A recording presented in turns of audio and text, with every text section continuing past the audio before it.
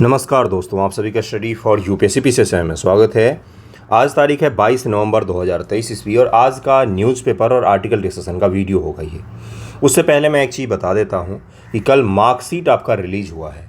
Marksheet release होने के बाद बहुत सारे बच्चों को मैसेज आ रहे थे, कॉल आ रहे थे, तो काफ़ी हद तक तो मैंने बात की सभी से, लगभग मैं सभी का रिप्लाई किया है, क्योंकि वो ज़रूरी होता है कि उम्मीद से कोई मैसेज करता है तो कभी भी किसी चीज़ को टालता नहीं हूँ। अगर किसी का मैसेज आता है तो भले ही देर से करूँ लेकिन करता ज़रूर हूँ। ओके, तो सभी की एकमात्र कॉमन समस्या थी कि भाई किस प्रकार से पढ़ें और कहाँ से शुरू किया जाए, इतने कम मार्क्स आ रहे हैं। किसी के 91 भी आए हैं और 91 पॉइंट समथिंग पर सिलेक्शन हुआ है और किसी के 8 मार्क्स भी आए हैं। सही सुन रहे हैं आप, दोनों तरीके के बच्चों का मैसेज आया है।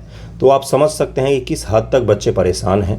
तो देखिए, मैं आपको एक चीज़ बताता हूँ। अगर आपको 70 बीपीएससी देना है, 69 बीपीएससी का समय तो निकल चुका है। 30 सितंबर को एग्ज़ाम हुआ था, उसके बाद से मैं अकेला था जो बोल रहा हूँ आपसे कि बेसिक से पढ़िए। बेसिक से जब पढ़ने का मतलब होता है, उसका क्या तात्पर्य होता है? उसका तात्पर्य होता है कि आप सवाल उठाकर देखिए 69 बीपीएससी पीटी का।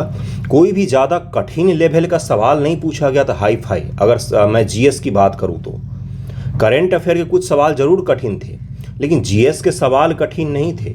सभी टॉपिक के सबसे बेसिक कॉन्सेप्ट को उन्होंने बड़े बड़े लैंग्वेज में लिखकर आपको दिया था और क्वेश्चन पेपर को उन्होंने मिक्स कर दिया था। उस मिक्स के कारण से क्या हुआ कि बच्चे घबरा गए। उनको सही करना चाहिए था 70, 80, वो सही करके आए 50, 40, इस प्रकार से। तो ये मैं आपको एक चीज़ बताता हूँ कि सबसे पहली बात होती है क्या कि कॉन्फिडेंस बिल्डअप करना। वो कैसे होता है? तो वो होता है रेगुलर पढ़ाई से। रेगुलर पढ़ाई का मतलब क्या होता है कि आप डेली टारगेट करके जब आप पढ़ते हैं, आप एक दिन अपना टारगेट पूरा कीजिए। सुबह से शाम का एक दिन का टारगेट रखिए कि आज मैं ये से ये पढ़ लूँगा या लूँगी, उसको करिए। शाम को आपका कॉन्फिडेंस देखिए कहाँ पर होता है। मैं जो बता रहा हूँ प्लीज़ उसको सीरियसली लीजिएगा। इधर उधर की मैं बातें नहीं करता हूँ, जो मैं कह रहा हूँ उसको ले लीजिए सीरियसली। पैटर्न चेंज हुआ है और अगर अब भी सीरियसली नहीं लेंगे तो जो यूपीएससी के बच्चे आएंगे वो सारे सीट उड़ा ले जाएंगे आपका। ओके, तो इसलिए मैं क्या कहूँगा कि देखिए, सबसे पहली बात एक रूटीन होना चाहिए डेली का, कि आज मुझे डेली टारगेट रखना है। क्या रखना है, किस प्रकार से पढ़ना है, डेली टारगेट, फिर वीकली टारगेट कीजिए, उसके बाद से फिर मंथली टारगेट बनाइए और उसके हिसाब से पढ़िए। किसी 2 सब्जेक्ट को लेकर चल सकते हैं डेली कि मुझे आज पॉलिटी और हिस्ट्री के 4-4 चैप्टर कंप्लीट करने हैं, उनके सवालों को लिखना है। फिर आप वीकली रखिए, जैसे कि एक सप्ताह मुझे लक्ष्मीकांत कंप्लीट करना है। आपको सुनकर अचंभा लग रहा होगा, लेकिन यहाँ 4 दिन में भी लक्ष्मीकांत लोग कंप्लीट करते हैं। सही सुन रहे हैं आप, मैं बार बार कह रहा हूँ, मैं कोई झूठ नहीं कह रहा हूँ, फेक नहीं रहा हूँ। 4 दिन में भी पूरा का पूरा लक्ष्मीकांत कंप्लीट कर देते हैं बच्चे। 4 दिन में कह रहा हूँ, स्पेक्ट्रम 3 दिन में कंप्लीट करते हैं लोग। आप अपने पढ़ने की एक बार स्पीड तो बनाइए। आप एक बार तो पढ़िए, आपको एक बार पढ़ने में महीनों लग जाते हैं, क्योंकि वो रेगुलर पढ़ते ही नहीं बैठकर। 8 घंटे का सिटिंग बनाइए, 4-4 घंटे को समय में बांट ली। जो मैं कह रहा हूँ एक दिन करके देखिए, आपका कॉन्फिडेंस बढ़ जाएगा। दूसरा चीज़ क्या करना है, न्यूज़पेपर एनालिसिस को ज़रूर देखा कीजिए। न्यूज़पेपर से जो करंट अफेयर आते हैं वो आपका सबसे ज़्यादा मदद करेगा। कहाँ पर? तो पीटी एग्जामिनेशन में। पिछली बार भी आया था, मैंने पीटी के बाद स्क्रीनशॉट लेकर भेज दिया था, इसके कारण से था कि बच्चों का विश्वास तो हो कि हाँ वो सही पढ़ रहे हैं। पैटर्न चेंज हुआ है तो विश्वास जगाना सबसे मुख्य काम होता है। तो न्यूज़पेपर एनालिसिस को ज़रूर फॉलो कीजिए। मेरा मत कीजिए, कहीं और कर लीजिए जहाँ आपको अच्छा लगे, लेकिन कीजिए ज़रूर न्यूज़पेपर एनालिसिस को फॉलो, या तो खुद से पढ़िए। ज़रूरी है वो चीज़, इसलिए कह रहा हूँ मैं, बार बार चेक चिल्ला कर कह रहा हूँ। आमतौर पर छोटी भाषा में बोलता हूँ, नॉर्मल आवाज़ बोलता हूँ, लेकिन समझ ही नहीं रहे हैं। बार बार बोल रहा हूँ तो बोलता हूँ एनसीईआरटी पढ़ो, पढ़ते हैं वही, फिर वो महेश बनमाल और फलाना ठिकाना उठा कर बैठ जाते हैं। वो सब बेकार की बुकें, 1 लाइनर बुकें, फेंक दो उठा कर उनको। पहले एनसीईआरटी कंप्लीट करो, उसके आंसर्स को लिखिए जो उसके पीछे रहते हैं। आपकी लेखन शैली तो धारदार उसी से हो जाएगी। उसके बाद कुछ भी पढ़िए। और सबसे एक चीज़ मैं बता देता हूँ, अगर आज आपको लग रहा होगा कि जून जुलाई है, समय है, तो आपको एक चीज़ मैं बता देता हूँ, 30 सितंबर बीत के 30 नवंबर आने वाला है, आपको नहीं पता चला होगा। इसी प्रकार से 30 जून भी आ जाएगा, आपको कतई नहीं पता चलेगा। तो अगर आप टारगेट करना चाहते हैं तो आज से कीजिए। वैसे 2 महीना लेट है, आपको एटलीस्ट मैं बता दूं कि 30 सितंबर के बाद से आप 2 महीना लेट ऑलरेडी हो चुके हैं। मैं इस पर एक अलग वीडियो लाऊंगा कि किस प्रकार से फिर से शुरू करना चाहिए, लेकिन मैं अभी आपको बता रहा हूँ कि 2 महीने लेट हैं तो कम से कम आज से ही शुरू कर लीजिए, बेसिक से शुरू कीजिए। कोई 2 सब्जेक्ट उठाइए, बुक लिस्ट का वीडियो बताया है, सिलेबस का बताया है, कैसे पढ़ना है, सब कुछ बताया है। कोई 2 सब्जेक्ट उठाइए और डेली टारगेट करके 8 घंटे 6 घंटे, अगर आप ड्यूटी करते हैं, नौकरी में है, तो अपने समय निकालिए। वो तो मास्टर नहीं निकालेगा। रात को जागिए अगर सपने देखना है भाई बड़े, तो और क्या कर सकते हो, और क्या ऑप्शन है आपके पास? या तो ड्यूटी पर है उस समय पढ़िए, लेकिन पढ़ना तो पड़ेगा ही। अगर आपको बीपीएससी यूपीएससी देना है तो कोई और ऑप्शन तो नहीं होता। तो पढ़िए और डेली पढ़िए। आपका 1 महीने में मोरल और कॉन्फिडेंस सबसे हाई लेवल पर होगा। बात करने में, चलने में, हर चीज़ में कॉन्फिडेंस फिर दिखता है। ठीक है, चलिए अगले वीडियो में जल्द ही मैं इस पर गाइडेंस लाऊंगा और आपको बताऊंगा। लेकिन देखिए एक चीज़ मैं बताता हूँ, गाइडेंस तो मैं ला दूंगा, पढ़ना आपका काम होता है। मैं भाषण देने नहीं आता हूँ। बहुत इंपॉर्टेंट टॉपिक हैं जो आज मुझे करवाने हैं, लेकिन उससे पहले मैं ये चीज़ें इसलिए बता रहा हूँ ताकि आप संभल जाएं, वक्त रहते संभल जाएं। बीपीएससी अब वो बीपीएससी नहीं रहा जो लूसेंट और घटना चक्र पढ़ के पास हो जाता था। घटना चक्र तो आज भी आपको मदद करेगा क्वेश्चन प्रैक्टिस में, लेकिन थोड़ा सा कॉन्सेप्ट बिल्डअप कीजिए अब, और मेंस की तैयारी कीजिए तन मन धन से। पीटी अपने आप तैयार होता जाएगा आपका। वन लाइनर मत पढ़िए, कॉन्सेप्ट को रिवाइज कीजिए। ओके, कोई दिक्कत हो तो मुझे बताइएगा, आप मैसेज करेंगे तो मैं रिप्लाई ज़रूर दूंगा। भले ही कभी कभी देर हो जाती है, एक दिन में 300 मैसेज आते हैं, आप इमेजिन कर सकते हो। ऊपर से कॉपी चेक करना होता है, वीडियो बनाना होता है, वीडियो पोस्ट करना होता है, सवाल पोस्ट करना होता है, बच्चों से बात करनी होती है।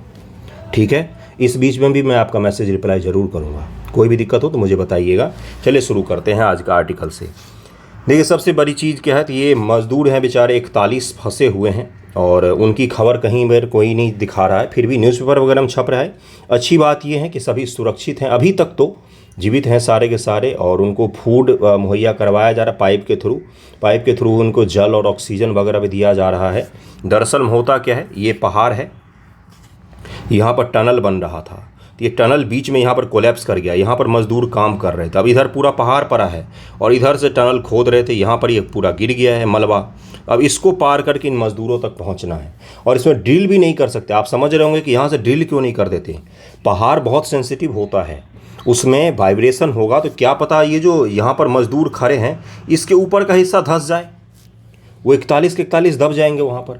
इसलिए बहुत ही सेंसिटिव तरीके से ऑपरेशन को अंजाम दिया जा रहा है कि भाई उनको जीवित निकालने। हम सोचिए ज़रा, इतने बड़े बड़े एक्सपर्ट लगे हुए हैं और वो कुछ नहीं कर पा रहे हैं। वो 1 सप्ताह से ज़्यादा हो गया और ये वहाँ पर फंसे हुए हैं, तो सोचिए ज़रा वो कितने बड़े दुविधा में होंगे कि किस प्रकार से निकाला जाए। कई सारे एक्सपर्ट बता रहे हैं कि यहाँ से ड्रिल कर दो, पहाड़ के ऊपर से ड्रिल करके निकाल लो, लेकिन कोशिश जारी है। भगवान से प्रार्थना कीजिए कि सारे के सारे निकल के आ जाएं।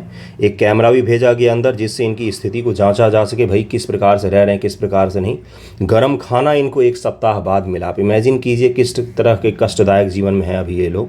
खैर निकल जाएंगे, उम्मीद तो यही है कि निकल के आ जाएंगे सारे।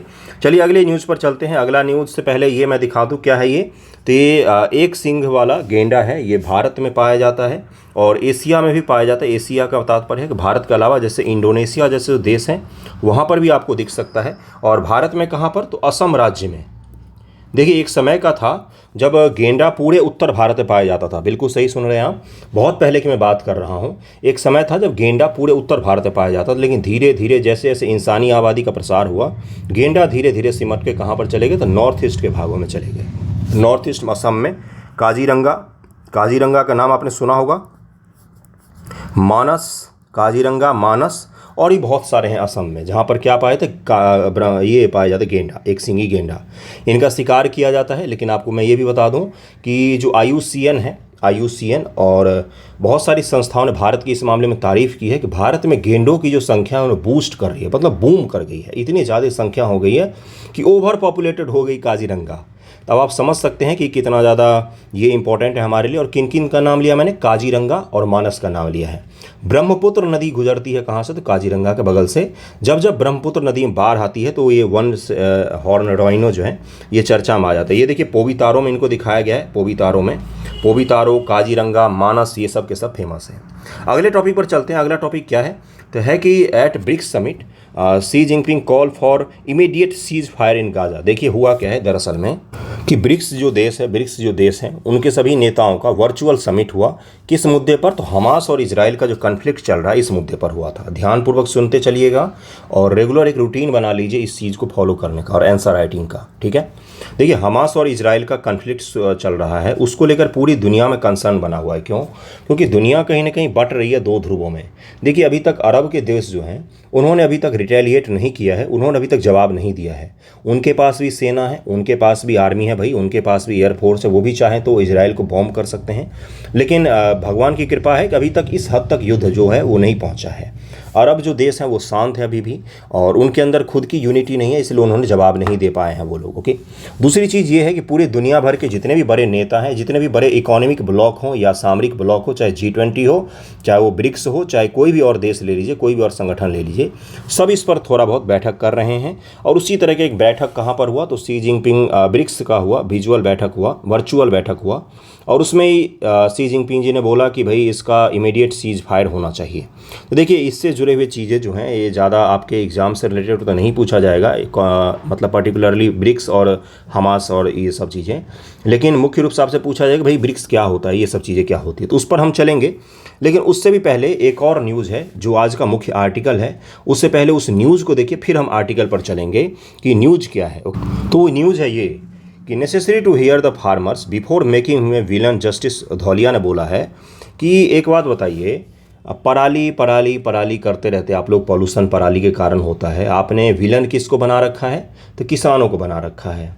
और एक बार भी किसी ने किसानों का जो पक्ष रखा होता प्रदूषण के मामले में हाई कोर्ट में, सुप्रीम कोर्ट में या मीडिया में आज तक आपने किसी किसान को बोलते हुए सुना कि वो पराली क्यों जलाते हैं? कभी आपने इस चीज़ को महसूस किया कि हरियाणा में पराली जलाना कम क्यों हो गया, पंजाब में कम क्यों नहीं हुआ, पश्चिमी यूपी में कम क्यों नहीं हुआ, अब तो बिहार में भी पराली जलाए जाते हैं? कभी किसी ने किसानों का पक्ष जानने की कोशिश की कि पराली क्यों जलाते हैं? वो विलन तो आप उनको बना देते हैं लेकिन उनका पक्ष नहीं जानते हैं। इन्होंने बोला, ये जस्टिस धौलिया हैं, इन्होंने क्या बोला? देखिए बहुत ही अच्छी चीज़ बोला इन्होंने, you are making him a villain, he is not a villain, he must be having reason for what he is doing, he is the only person who can tell us why he is doing it। एकमात्र जो person है वो कौन है? तो media नहीं है, वो नेता नहीं है, वो दिल्ली में घूमने वाले कार में घूम के पॉल्यूशन का ज्ञान देने वाले लोग नहीं है, वो किसान हैं जो ये बता सकते वो पराली क्यों जला रहे हैं। वो भी तो यही हवा सांस में लेते हैं, उनके लिए भी तो हवा दूषित। ऐसा तो है नहीं कि पराली जलाने वाले किसानों के लिए हवा दूषित नहीं है। आज का आर्टिकल भी इसी से संबंधित है।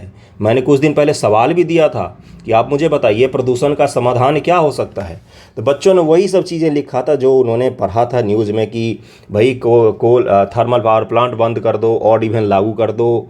ये सब तो सरकारें कर ही रही हैं। आपने क्या सोचा कि क्या इसका समाधान हो सकता है? आप भी तो कुछ पॉइंट सोचोगे ना। या आपने पराली प्रबंधन के लिए क्या सोचा कि क्या किया जाना चाहिए, या सरकारों ने क्या किया अभी तक, तो उस पर भी हम लोग देखेंगे। लेकिन इन्होंने क्या बोला? But he is not here. उन्होंने बोला कि जिसको आप विलन बना रहे हैं वो है ही नहीं, the villain is not being heard. उन्होंने बोला कि विलन को हम सुन ही नहीं रहे हैं कि विलन क्या बोल रहा है, विलन यानी कि किसान। ठीक है, तो इसको लेकर इन्होंने बोला है। अब देखिए इन्होंने बोला है और इन्होंने ये भी बोला कि पंजाब जो गवर्नमेंट है, दरअसल पंजाब गवर्नमेंट को फटकार भी लगाया इन्होंने कि पंजाब गवर्नमेंट बोल रही कि हमने बहुत सारा काम किया, लेकिन उनका काम ज़मीन पर नहीं दिख रहा है। और ज़मीन पर दिखता तो हरियाणा सरकार ने जैसे अपने यहाँ पराली प्रबंधन को काफ़ी हद तक सही किया है। जी बिल्कुल सही सुन रहे हैं आप, पराली प्रबंधन को काफ़ी हद तक, पराली जलाने की समस्या को हरियाणा गवर्नमेंट ने काफ़ी हद तक कम किया। ये हमें कैसे पता चलता है? तो हम सैटेलाइट से देखते हैं हरियाणा और पंजाब के एरिया को। जब पराली जलाया जाता तो हम देखते हैं कि भाई कहाँ पर पराली ज़्यादा जल रहा है, कहाँ पर कम जल रहा है। उससे हमें ये पता चल जाता है कौन सा राज्य इस मामले में अच्छा काम कर रहा है। तो पराली प्रबंधन को लेकर क्या काम करना चाहिए, किस प्रकार से टेक्नोलॉजी का, तकनीक का उपयोग करके पराली का प्रबंधन किया जाना चाहिए। और ये केवल पंजाब, हरियाणा, उत्तर प्रदेश की समस्या नहीं है, अब नॉर्थ इंडिया की समस्या हो गई है। क्या? तो प्रदूषण विंटर के सीजन में। तो उसको जरा हम लोग ध्यानपूर्वक आर्टिकल में देखते। देखिए क्या लिखा हुआ है कि कृषि में प्रचलित प्रथा पराली जलाना, स्टेबल बर्निंग, पिछले कुछ दशकों से लगातार बढ़ी है, जिसके कई पर्यावरणीय और स्वास्थ्य चुनौतियां उत्पन्न हो रही है। मतलब कि उससे इकोलॉजी का भी संकट है, और इकोलॉजी पर जब भी संकट आएगा, पर्यावरण पर जब भी संकट आएगा, तो डायरेक्टली इनडायरेक्टली आपके हेल्थ को लेकर वो क्या करेगा, कंसर्न उत्पन्न करेगा। और आपकी हेल्थ की समस्याओं को बढ़ा देगा। आपको पता है कि भारत दुनिया में सबसे ज़्यादा एयर पॉल्यूशन से मृत्यु वाले देशों में शामिल है। अपने यहाँ जितनी मृत्यु बीमारियों से नहीं होती है, उससे ज़्यादा एयर पॉल्यूशन से भी मृत्यु होती है। सही सुन रहे हैं आप। और ये हमारे लिए सबसे बड़ा दुर्भाग्य का कारण होना चाहिए था। इस लेख में मुख्य रूप से हम पराली जलाने के मूल कारण और उनके व्यापक परिणामों पर चर्चा करेंगे। चलिए देखते हैं पराली जलाना दरअसल है क्या। ये देखिए पराली जला रहे हैं। उत्तर पश्चिम भारत, अगर भारत का मैप बनाएंगे हम लोग तो ये रहा, ये पूरा इलाका जो है ये उत्तर पश्चिम भारत में आ गया। विशेषकर पंजाब, हरियाणा, उत्तर प्रदेश में अक्टूबर नवंबर में पराली जलाने का आम चलन है। ओके, एक बात मुझे बताइए, पहले भी तो पराली जलाते होंगे, जिसमें धान्य खाद्यान्न फसलों की कटाई के बाद बची हुई पराली फसल अवशेष को जला दिया जाता है। इस विधि का उपयोग दक्षिण पश्चिम मानसून के वापसी के साथ, अब देखिए ये दक्षिण पश्चिम मानसून है, ये कब आता है तो जून में आता है भारत में। ये बंगाली खाड़ी की शाखा हो गया, पूरे भारत वर्षा करवाती है और फिर वो लौटना शुरू हो जाती है। सितंबर माह के बाद से भारत से लौट जाती है। लौटता हुआ मानसून तमिलनाडु में भी वर्षा करवाती है। ये सब तो पता ही होगा आपको, ये सब तो पता होगा। अब देखिए इन्होंने क्या बोला है, दक्षिण पश्चिम मानसून की वापसी के साथ सितंबर के अंत से नवंबर तक गेहूं की बुआई के लिए खेतों को साफ करने के लिए किया जाता है। किसकी बुआई के लिए, तो गेहूं की बुआई के लिए। आपको पता है कि धान कटेगा तो गेहूं डाला जाएगा। लेकिन आपको पता है एक चीज़ कि कई सारे राज्यों में सरकार ने भौम जल के संरक्षण के लिए, जो आपका ग्राउंड वाटर है उसके कंजर्वेशन के लिए एक्ट बना रखे हैं कि आप फलाना तारीख से पहले धान की बुआई नहीं करोगे।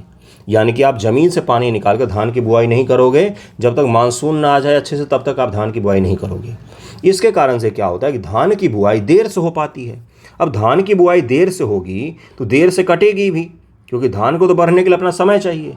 अब धान को अगर देर से बोया है तो देर से काटेंगे तो गेहूं को बोने के लिए हमें समय जो है वो जल्दी चाहिए होगा, और गेहूं को बोने के लिए खेत तैयार करने के लिए हमें समय चाहिए होगा। उसके लिए हम क्या करते हैं, तो स्टेबल को सड़ने के लिए छोड़ने की जगह पर हम उसको क्या करते हैं, जला देते हैं। जैसे तुरंत वो साफ हो जाता है, फिर हम तुरंत गेहूँ उसमें बो देते हैं। यही वो पूरा प्रोसेस है जिसके कारण से स्टेबल बर्निंग जो है ये काफ़ी ज़्यादा बढ़ गया। पराली का जलाना जो है, पुआल का जलाना जो है वो काफ़ी ज़्यादा बढ़ गया। आपको समझ में आ रहा होगा, उम्मीद करता हूँ। ये मैंने आपको एक रीज़न बताया है। दूसरा रीज़न क्या हो सकता है, ध्यानपूर्वक सुनिएगा, पढ़ने से पहले सुनना सीखिए कि भारत सरकार ने और किसानों को और सारी सरकारों ने, राज्य की सरकारों ने किसानों को पैसा दे देकर, सब्सिडी दे देकर मशीनीकरण को, कहीं ना कहीं मैकेनाइजेशन को बढ़ावा दिया है एग्रीकल्चर। अब एग्रीकल्चर को मैकेनाइज करने से क्या हुआ भाई, इसका ये दुष्परिणाम निकला कि जो मशीन होता है, जैसे ये धान का फसल है, तो वो यहाँ से इसको काटता है। ये पूरा का पूरा एक हाथ से भी काफ़ी बड़ा जो पुआल है, जो स्टबल है, जो पराली है, वो खेत में खड़ा रह जाता है। बाकी ऊपर का फसल काट लिया उसने। अब ये जो है, जैसे अपने यहाँ बिहार में अगर जाएंगे तो हाथ से जब काटा जाता है तो यहाँ से काटा जाता है, बिल्कुल जड़ के पास से। बाकी पुआल लोग घर पे रख लेते हैं, उसको ठंड में जला लेते हैं हाथ सेकने के लिए, या कोई और काम कर लेते हैं। लेकिन यहाँ पर क्या होता है, मैकेनाइज जब होता है तो ऊपर केवल फसल काटता है। इससे बहुत बड़ी मात्रा में पुआल जो है वो खेतों में खड़े रह जाते हैं, और उनमें क्या करते हैं ये लोग, तो आग लगाकर जला देते हैं। ये एक बड़ी समस्या देखी गई है। तो ये दोनों फैक्टर्स को ध्यान में रखिएगा। हालांकि विभिन्न फसलों की संयुक्त कटाई वाले क्षेत्रों में यह पता आवश्यक है जहां फसल अवशेष लंबे समय के लिए छोड़ दिए जाते हैं। अगला देखिए क्या है, कृषि पद्धतियों का विकास, ऐतिहासिक बदलाव पारंपरिक प्रथाओं से पराली जलाने तक। पहले का जो पारंपरिक प्रथा था उससे हम पराली जलाने पर कैसे आ गए, इसके बारे में थोड़ा सा सुनिएगा। दशकों पहले पराली सहित फसल अवशेष, पशुधन चारे, आपने देखा होगा कि हमारे यहाँ भी पुआल खिलाते हैं, किसको, तो गाय भैंस को खिला देते हैं पुआल काट के। रसोई ईंधन जैसे विभिन्न उद्देश्यों के लिए काम में आते थे। 1990 के दशक में भूजल निकासी के लिए सब्सिडी वाले बिजली जैसे आर्थिक कारकों से प्रेरित किसी गतिशीलता में बदलाव ने इस परिदृश्य को बदल दिया। ओके, और क्या हुआ आगे, मशीनीकरण, पराली संचय, कंबाइंड हार्वेस्टर जैसी, ये मशीन का नाम है। अत्याधुनिक मशीनों को आने से कटाई के बाद खेतों में डंठल फसल अवशेष जमा होने लगे। अभी मैंने आपको समझा दिया है, ये चीज़ समझ में आ गया होगा। अब तो केवल हम इसको पढ़ेंगे तो आपको समझ में आ जाएगा। न्यूनतम अवशेष होने वाले मैनुअल विधियों के विपरीत ये मशीनें 2 से 3 फीट तक पराली छोड़ देती हैं। सोचिए, दोनों हाथ को जोड़िए, कितना बड़ा होगा। पूरा का पूरा पुआल जो है वो खेत में खड़ा है और धान काट के लेके चले गए। तो ये इसी को क्या कहा है, पराली वही होता है, उतने बड़े पराली को जलाया जाता है। ठीक है, धान के रकबे उत्पादन में वृद्धि हुई है। पंजाब हरियाणा जैसे राज्यों में सब्सिडी वाले बिजली के कारण से सुनिश्चित सिंचाई की उपलब्धता से धान के उत्पादन रकबे में काफ़ी वृद्धि हुई है। पहले धान का उत्पादन की जगह किसी और चीज़ का उत्पादन करते थे किसान, लेकिन सब्सिडी वाला बिजली यानी कि किसानों को बिजली जो आप सुनते हैं सब्सिडी पर दिया जाता है, उसका कुछ नुकसान भी होता है। उसका नुकसान ये होता है कि धान जैसे हद से ज़्यादा पानी को खपत करने वाले फसल का उत्पादन पूरे राज्य में किया जाता है, पूरे उत्तर भारत में किया जाता है। आपको पता है कि 1 किलो चावल उपजाने में कितने 100 लीटर से ज़्यादा का क्या पानी खपत होता है। सही सुन रहे हैं आप। और जब सरकारों ने मुफ्त का बिजली, सब्सिडी वाली बिजली ये प्रोग्राम लाया, इससे क्या हुआ, किसानों को उन्होंने बांटा ये सब चीज़ों, और इन सब चीज़ों के कारण से धान का कृषि पर बहुत ज़्यादा निर्भरता बढ़ गया। ये भी एक डिमेरिट में आप शामिल कर सकते हैं। इससे श्रम की मांग को और बढ़ा दिया, श्रम बचत मशीनों को अपनाने के लिए प्रेरित किया, साथ ही पराली जलाने की घटनाओं में भी वृद्धि भी की है। पराली निपटने की चुनौती कौन कौन सी है? धान के पुआल के अंतर्निहित चुनौतियां भी हैं। अब देखिए अगला लाइन क्या लिखा हुआ है कि धान का पुआल अपनी उच्च सीलिका सामग्री के साथ पशु आहार के रूप में अपेक्षाकृत अनुपयुक्त है। अगर इसे वापस खेत में जोत दिया जाए तो यह बाद के फसल के संचालन में हस्तक्षेप करता है। सीमित विकल्पों का सामना कर रहे किसान त्वरित व सुविधाजनक समाधान के रूप में पराली जलाने का सहारा लेते हैं। अगला क्या है कि मौजूदा पहलों की प्रभावहीनता। अभी जो पहल चला रही है सरकार, उसका कुछ खास प्रभाव नहीं पड़ रहा है। डीकम्पोजर और चावल की सीधी बुआई तकनीक जैसे कई पहलों के बावजूद पराली जलाने की समस्या एक आज भी एक चुनौती बनी हुई है, खासकर उत्तर पश्चिम भारत और राष्ट्रीय राजधानी के क्षेत्र पर एनसीआर के क्षेत्रों में। अब प्रस्तावित समाधान क्या हो सकता है इसका? समस्या तो बहुत सारी गिना दी भाई, इन समाधान क्या हो सकता है? बिजली की सब्सिडी पर पुनर्विचार किया जाए, मीटर वाले बिजली आपूर्ति में बदलाव, भूजल के अत्यधिक दोहन को रोकने के लिए मुफ्त या सब्सिडी वाली बिजली से मीटर वाली बिजली आपूर्ति में परिवर्तन की आवश्यकता है। मुफ्त की योजनाओं का क्या दुष्प्रभाव पड़ सकता है, इस हद तक जाकर सोचिएगा कभी कि मुफ्त में बिजली देना, सब्सिडी पर बिजली देने के कारण अत्यधिक दोहन करके जो फसल नहीं उपजाना चाहिए वो भी उपजा रहे हैं। पश्चिमी उत्तर प्रदेश, पंजाब में बारिश कम होती है तो वहाँ पर उसी प्रकार के फसल उपजाना चाहिए, लेकिन इतने ज़्यादा धान हो रहा है, खाद्य में नहीं है। आज भी खाते नहीं है यहाँ के लोग धान और गेहूँ, चावल इतना ज़्यादा। गेहूँ खाते हैं, चावल नहीं खाते हैं, लेकिन उत्पादन देखिए कितना ज़्यादा करते हैं। क्यों? क्योंकि फोकट का पानी मिल रहा है, फोकट का बिजली मिल रहा है, और उसके कारण से क्या होता है, पराली से समस्या से लेकर भौम जल का भी दोहन होता है मुफ्त की बिजली और मुफ्त के पानी से। ओके। प्रत्यक्ष नगद लाभ हस्तांतरण, किसानों को बिजली के दरों मुद्रास्फीति के अनुरूप डीबीटी प्रदान किया जाए जिससे धान की खेती से क्रमिक परिवर्तन सुनिश्चित हो सके। पराली के लिए बाजार बनाना, क्या लिखा हुआ है, बेलिंग मशीनें। धान की पुआल को मुख्य श्रृंखला का हिस्सा बनाने के लिए बेलर का उपयोग किया जाना चाहिए जिससे किसान पराली बेच सकें। बाजार विकास, बायो सीएनजी, इथेनॉल जैसे जैव ईंधन उत्पादन के साथ साथ ईंट भट्ठों और थर्मल संयंत्रों में इसके उपयोग को प्रोत्साहित करके पराली के लिए मजबूत बाजार स्थापित किया जाना चाहिए। पराली को बेच देना चाहिए, यही ये बोल रहे हैं। जैव एंजाइम पूसा, भारतीय कृषि अनुसंधान संस्थान द्वारा विकसित पूसा नामक जैव एंजाइम पराली जलाने की समस्या से निपटता है। जैव एंजाइम का छिड़कने पर पूसा 20 से 25 दिन के भीतर पराली को विघटित कर देता है, जो इसे समृद्ध खाद में बदल देता है, मिट्टी के स्वास्थ्य में सुधार करता है। जो पूसा संस्था है उसने जैव एंजाइम बनाया है। कि एंजाइम दरअसल पाचक होता है, हमारे शरीर में भी एंजाइम होता है।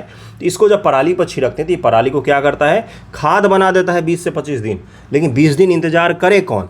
20 दिन इंतजार करेंगे तब तो होगा। 20 दिन इंतजार करे कौन? इस चक्कर में किसान जला देते हैं। हमारे पास समस्या के समाधान कई सारे हैं, लेकिन करे कौन उन समाधानों को? ओके। जैव एंजाइम जैविक कार्बन बनाता है, जिसके बाद से फसल चक्रों के लिए उर्वरक खर्च कम हो जाता है। बहुत बताइए, एक ऐसा चीज़ छिड़कने से आपको खाद भी मिल जाएगा और पराली की समस्या का समाधान भी हो जाएगा। तो क्यों नहीं ये जैव एंजाइम सरकार किसानों को मुफ्त में देती है? बिजली की जगह पर यही मुफ्त में दो, सब्सिडी की जगह पर यही मुफ्त में बांट दो। ये भी तो हो सकता है समाधान एक, कि भाई पराली के लिए आप जो बिजली पानी के लिए सब्सिडी दे रहे हैं उसमें कटौती करके जैव एंजाइम फ्री में दे दो किसानों को। इससे क्या होगा, खाद भी बन जाएगा उनका।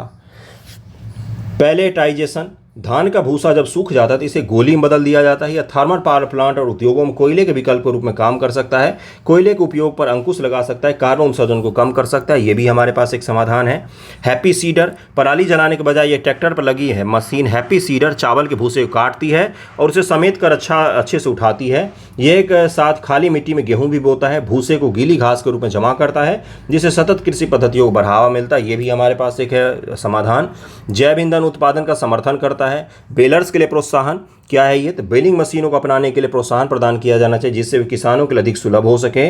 और संपीड़ित बायोगैस को बढ़ावा देना चाहिए, कंप्रेस जो बायोगैस होते हैं उनको बढ़ावा देना चाहिए। इससे क्या होगा, इससे पराली वगैरह का समाधान हो सकता है। छत्तीसगढ़ का इनोवेटिव मॉडल, अब इस पर एक केस स्टडी भी है आपके पास, कौन सा, तो छत्तीसगढ़ का है। वो क्या है, वो ये छत्तीसगढ़ की सरकार की पहल में गौठान स्थापित किया गया, गौठान। अब इसको ध्यान में रखना यार, ये आपके लिए इंपॉर्टेंट है। अर्थात प्रत्येक गांव के स्वामित्व में 5 एकड़ के भूखंड शामिल हैं।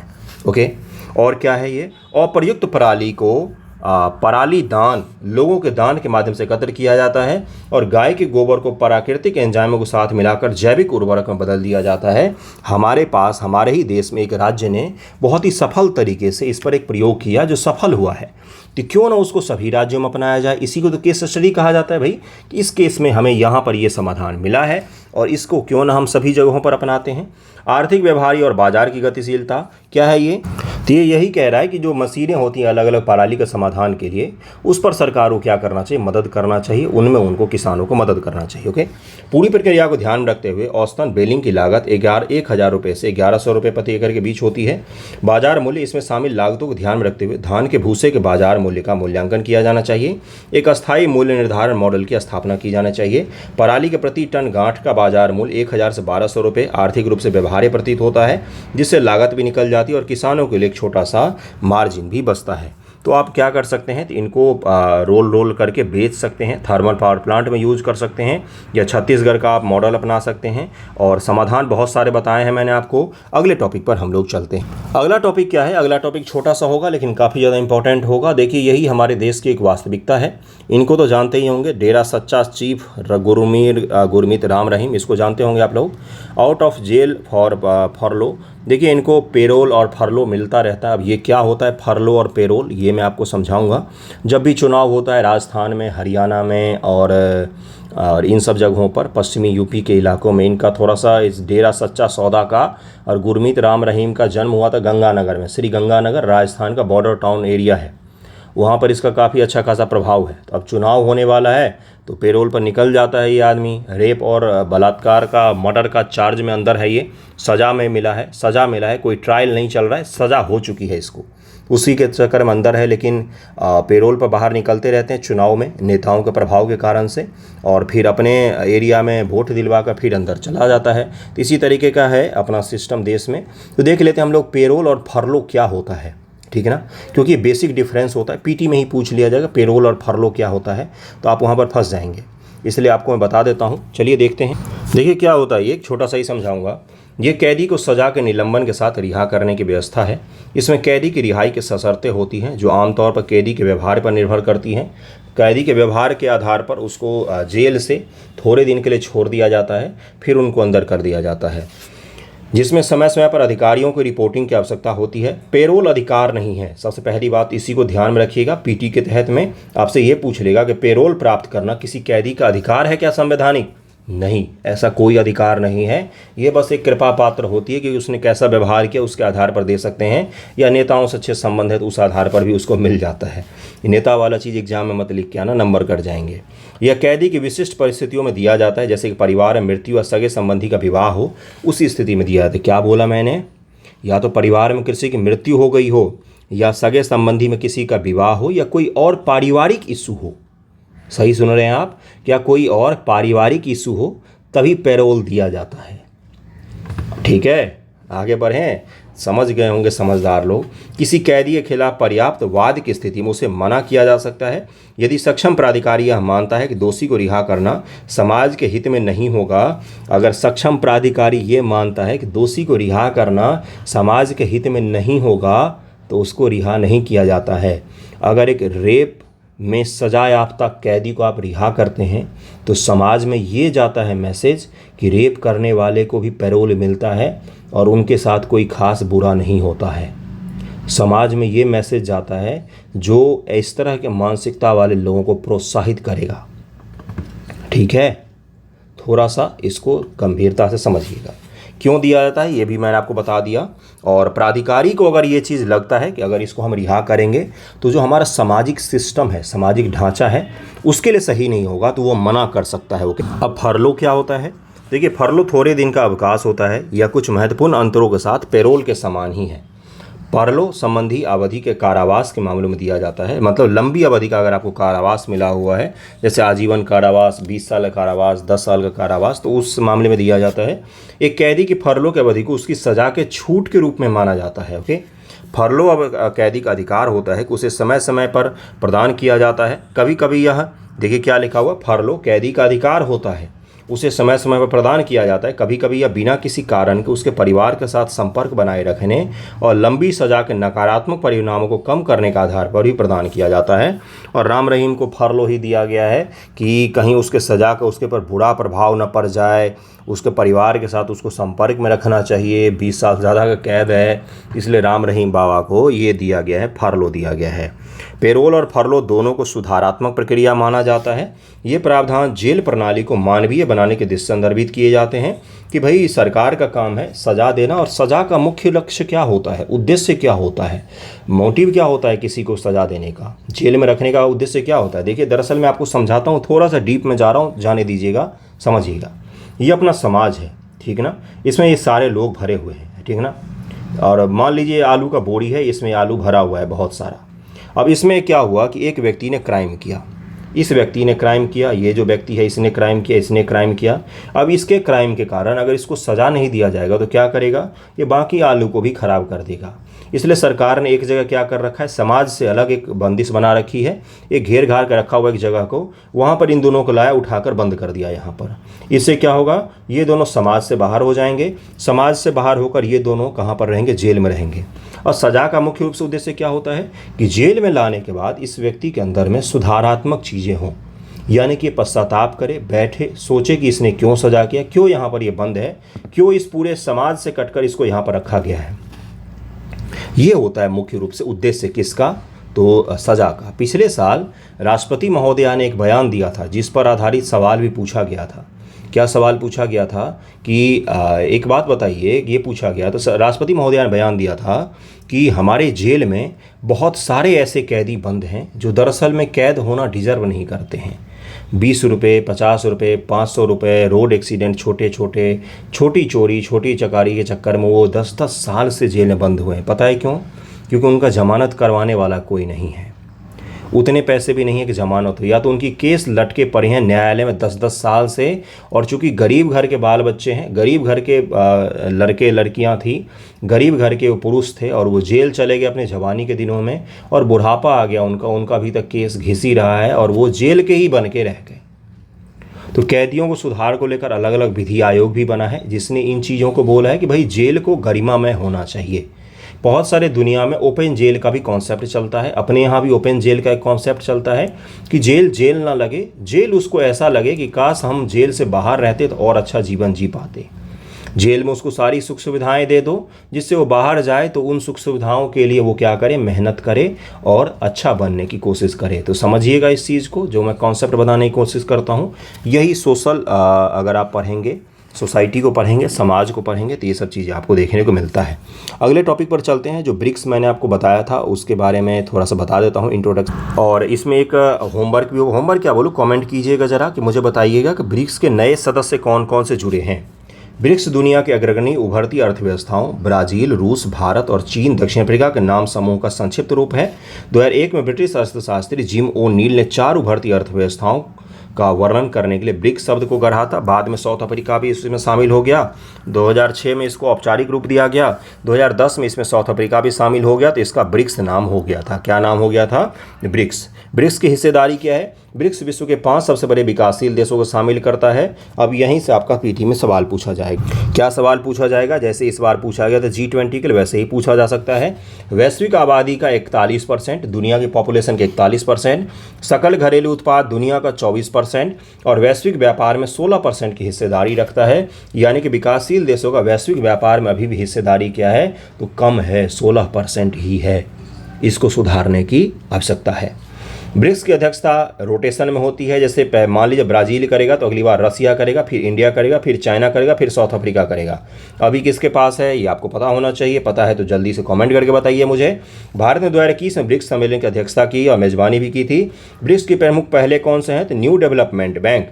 ये भारत ने, देखिए भारत और ब्रिक्स देशों ने क्या बोला कि पश्चिम का प्रभुत्व, अमेरिका के प्रभुत्व वाली जो वर्ल्ड ऑर्डर है जिसमें IMF, वर्ल्ड बैंक, इन सब का दबदबा है, उस दबदबे को क्यों ना तोड़ा जाए, क्यों ना अपना हम विकासशील देश एक बैंक बनाएं, क्यों अमेरिका बार बार सैंक्शन करने की कोशिश करता है, क्यों ना हम अपना बैंक बनाएं, डॉलर के खिलाफ अपना करेंसी बनाएं।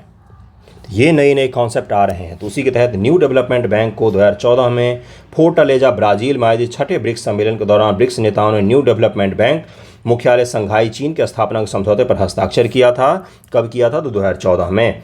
आकस्मिक आरक्षित व्यवस्था, वर्ष 2014 में ब्रिक्स देशों की सरकार ने आकस्मिक आरक्षित व्यवस्था की स्थापना के लिए संधि पर हस्ताक्षर किए। इस व्यवस्था का उद्देश्य अल्पकालिक भुगतान संतुलन के दबाव को रोकना, यानी कि जो करंट में बैलेंस ऑफ पेमेंट का दबाव होता है उसको रोकना, पारस्परिक समर्थन प्रदान करना, ब्रिक्स देशों की वित्तीय स्थिरता को, जो फाइनेंशियल स्टेबिलिटी है ब्रिक्स देशों का, उसको क्या करना, सुधार करना। ब्रिक्स भुगतान प्रणाली भी हमने बनाई हुई है। जैसे एक स्विफ्ट प्रणाली है, जैसे आपने सुना होगा रूस और यूक्रेन के जैसे ही वॉर शुरू हुआ था तो रूस को क्या किया, स्विफ्ट प्रणाली से अलग कर दिया। अब ये किस सीरिया का नाम है भाई? तो आपने कभी ऑनलाइन किसी के बैंक अकाउंट में पैसा ट्रांसफ़र किया, UPI से नहीं, फ़ोन पे UPI नहीं, कभी ऐसे किसी के अकाउंट में पैसा ट्रांसफ़र किया है तो उसमें क्या मांगता है, तो उसमें मांगता है IFSC कोड। याद होगा, आपके बैंक का भी होगा। और क्या चाहिए, बैंक अकाउंट नंबर, यही दो चीज़ चाहिए। तो IFSC कोड किसके लिए होता है, तो ये भारत में, भारत के अंदर में एक बैंक से दूसरे बैंक, एक खाता से दूसरे खाता में पैसा को ट्रांसफ़र करने के लिए IFSC कोड चाहिए। ठीक है, समझ जाएंगे। स्विफ्ट कोई बड़ा इशू नहीं, बहुत बेकार चीज़ है, बच्चों वाली चीज़ है। ये IFSC कोड चाहिए। उसी प्रकार से वैश्विक लेवल पर एक देश से दूसरे देश से पैसा ट्रांसफ़र करने के लिए कौन सा कोड चाहिए भाइयों, तो स्विफ्ट कोड चाहिए। बस बात ख़त्म हो गई, बात यही है, वो और कुछ नहीं है। इसी स्विफ्ट कोड का एक सिस्टम है, जैसे IFSC कोड का सिस्टम है। कल को भारत सरकार बोले कि ICICI बैंक ने बहुत बुरा किया है, ये देश विरोधी बैंक है, मान लो बोल रहा हूँ, कोई ICICI में काम करो तो बुरा मत मान जाना, हम ICICI बैंक को क्या करें, बाहर करें IFSC कोड से। तो उसी प्रकार से क्या हुआ, तो अमेरिका और पश्चिमी देशों के प्रभुत्व वाले स्विफ्ट कोड वालों ने क्या बोला कि हम रूस को स्विफ्ट कोड से बाहर कर रहे हैं।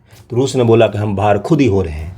उन्होंने बोला कि बाहर कर दो, बाहर हो गया, क्या बिगड़ा रूस का, कुछ नहीं बिगाड़ पाए ये लोग। तो ये मैं क्या बता रहा हूँ, स्विफ्ट कोड सिस्टम जो है, इसके खिलाफ हमने ब्रिक्स भुगतान प्रणाली का एक नया सृजन कर रहे हैं, प्रयास कर रहे हैं कि हमारा अपना ब्रिक्स का क्या हो, अपना भुगतान प्रणाली हो स्विफ्ट के जैसा। ठीक है। सीमा शुल्क समझौता, ब्रिक्स देशों के बीच व्यापार परिवहन के समन्वय तथा सुगमता के लिए सीमा शुल्क समझौते पर एग्रीमेंट हस्ताक्षर किए गए हैं। सुदूर संवेदन उपग्रह, जो आपका सेंसिंग उपग्रह होते हैं, दूर संवेदी उपग्रह जिनको कहा जाता है, के तहत ब्रिक्स देशों के विशिष्ट सुदूर संवेदन उपग्रहों का एक वर्चुअल नक्षत्र मंडल बनाया जाएगा, जिसमें अभी 6 उपग्रह शामिल हैं, 2+2 भारत और चीन के, एक रूस का, एक ब्राज़ील का है, जो क्या करेंगे, जो सेंसिंग करेंगे। बस यही चीज़ था ब्रिक्स के बारे में। ये कुछ ब्रिक्स काम कर रहा है, ये भी बता दिया मैंने। अब अगले टॉपिक पर चल। अगला टॉपिक है बिहार स्पेशल से संबंधित। बिहार निवेश प्रोत्साहन परिषद की, बिहार इन्वेस्टमेंट जो प्रमोशन काउंसिल है, उसकी बैठक हुआ है। 46 निवेश प्रस्तावों को प्रथम क्लियरेंस दिया गया है। 46 इन्वेस्टमेंट के लिए प्रस्ताव आए हैं। आप समझ सकते हैं कि कितने सारे आए हैं। अब इन सभी को देखना पड़ेगा, क्योंकि अगर आप बिहार में ट्रेड और क्या बोलते हैं कि निवेश से संबंधित या बिहार के विकास से संबंधित कोई इकोनॉमी सवाल आता है तो उसमें इन चीज़ों को यूज़ कीजिएगा। पीटी के लिए मैं हमेशा नहीं बोलता हूँ इन सब चीज़ों के लिए, मैं बोलता हूँ मेंस के पॉइंट ऑफ व्यू से। अगर आप मेंस में आंसर राइटिंग में इन चीज़ों का उपयोग कर लेंगे तो पीटी के लिए सारे फैक्ट और डेटा आपको याद हो जाएगा। इसलिए मैं क्या बोलूँगा आपको कि जब भी इन चीज़ों को पढ़ते हैं तो थोड़ा सा ब्रॉड वे में पढ़िए, इनको रटने के लिए मत पढ़िए, इनको इसलिए पढ़िए कि मुझे इनको कहाँ पर यूज़ करना है, आंसर राइटिंग में यूज़ करना है। ठीक है, देखिए क्या लिखा हुआ है। हाल ही बिहार निवेश प्रोत्साहन परिषद की 85वीं बैठक में 820.76 करोड़ रुपए के 46 प्रस्तावों को प्रथम क्लियरेंस दिया गया है। सभी प्रस्ताव 2 करोड़ से अधिक के हैं। अब देखिए कौन कौन से प्रस्ताव हैं, जरा ध्यानपूर्वक देखिएगा। बिहार निवेश प्रोत्साहन परिषद की बैठक 10 नवंबर को हुई है, जिसकी प्रोसीडिंग 17 नवंबर को जारी की गई। परिषद द्वारा जिन निवेश प्रस्तावों को प्रथम क्लियरेंस दिया गया उनमें 14 प्रस्ताव 490 करोड़ के हैं। इसके अलावा 13 प्रस्ताव इतने रुपए के हैं। ये सब नहीं याद करना है आपको, इतने सारे प्रस्ताव हैं, इतने में नहीं जाना है आपको। दरअसल जाना कहाँ पर है, तो राज्य के वैशाली जिले में 102 करोड़ से अधिक के निवेश के साथ लेदर फुटवियर, वैशाली जिला में क्या, तो चमड़ा के फुटवियर जो होते हैं, चप्पल जूते, इन सब चीज़ों का बनाने के लिए प्रस्ताव रखा गया। 102 करोड़, 102 करोड़, समझ लीजिए कितना सारा पैसा है। 191 करोड़ रुपए के निवेश के साथ लॉजिस्टिक एंड वेयर हाउस स्थापित किया जाएगा वैशाली जिला में, क्योंकि वैशाली जिला गंगा के तट पर है, तो यहाँ पर लॉजिस्टिक का बहुत बड़ा स्कोप है। पटना का जो साइड है गंगा का, वो कुछ ज़्यादा बिजी रहता है, और इस साइड खाली ही खाली रहता है। इस साइड केले के बागान दिखेंगे आपको वैशाली के साइड में, और उस तरफ आपको बिजी ही बिजी दिखेगा चारों तरफ पटना में। आपने देखा होगा गंगा जी के पुल पर से। तो मैं क्या बता रहा हूँ, तो अब बिहार सरकार कोशिश करे कि भाई लॉजिस्टिक और वेयर हाउस का स्थापना कहाँ पर किया जाए, तो गंगा के इस साइड में भी किया जाए। ओके, हाजीपुर में 61 करोड़ के निवेश के साथ बिस्कुट एंड केक यूनिट स्थापित करने का प्रस्ताव है। पटना में पाटलिपुत्र रोड क्षेत्र में फूड टेस्टिंग लेबोरेटरी की स्थापना की जाएगी। टेस्टिंग के लिए, फूड टेस्टिंग के लिए लेबोरेटरी की स्थापना की जाएगी।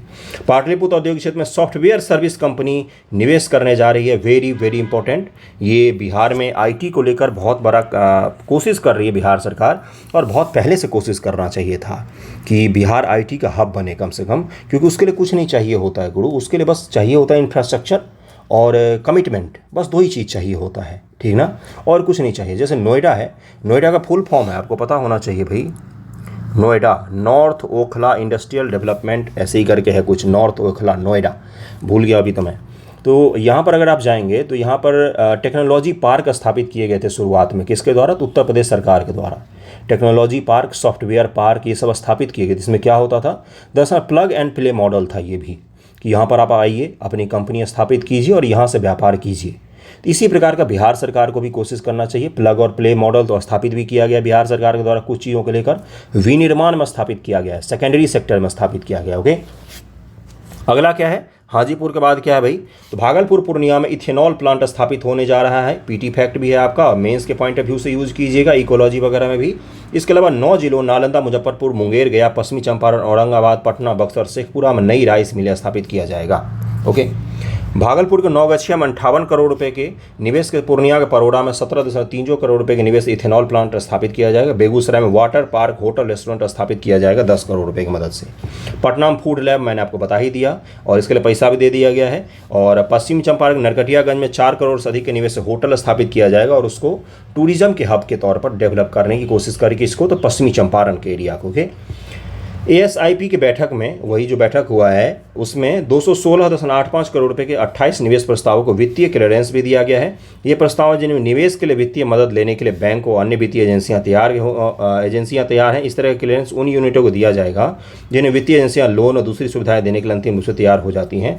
ये मत ध्यान में रखिएगा, बस आपको जो मैंने कुछ जगहों के नाम बताए हैं उनको जरूर ध्यान में रखिएगा, क्योंकि वो पीटी के लिए भी इंपॉर्टेंट है और मेंस में भी उसको यूज करना है आपको। ओके, आपको मेंस में भी उसको यूज करना है, समझिएगा इस चीज़ को। मेंस के लिए मुख्य रूप से ये सब चीज़ें इंपॉर्टेंट होती हैं। मेंस में इन फैक्ट को, डेटा को यूज किया कीजिए। आज का अपना न्यूज़पेपर डिस्कशन यहीं तक था, कैसा लगा है ज़रूर बताइएगा, और कोई भी दिक्कत हो हतोत्साहित नहीं होना है। मार्क्स देखकर अपना अंदाज़ा लगाए, दर्पण है आपके लिए मार्क्स कि आप किस लेवल पर अभी हैं, ठीक है, और उससे आगे बढ़ने की कोशिश कीजिए। अगर आप उसको बुरा मानकर बैठ जाएंगे, नवंबर बीत ही रहा है, जनवरी आ जाएगा और आपके हाथ से सब कुछ निकल चुका होगा। अगले एग्जाम में भी वैसा ही मार्क्स दिखेगा आपको। तो इसलिए जो दर्पण दिखा है उसमें मुंह देखिए, अपने को खुद को पहचानिए, कितने पानी में खड़े हैं ये देखिए, और तैयारी शुरू कीजिए बेसिक से फिर से, ठीक ना। बस यही करना है, हार नहीं मान लेना है इतनी जल्दी यार। 41 दिन से कोई मजदूर फंसा हुआ है टनल में, और उसको एक सांस के लिए भी एक पाइप का सहारा है, वो हार नहीं मान रहा है, आप बाहर बैठकर हार मान रहे हैं, तो समझ ही सकते हैं कि कितनी कमज़ोर आपकी इच्छा शक्ति होगी। तो हार मत मानिए इतनी जल्दी। सर्वाइव करने के लिए थोड़ा सा कभी कभी कठिन बनना पड़ता है, ठीक ना। चलिए जल्द ही मिलते हैं अगले वीडियो में। थैंक यू सो मच आप सभी का।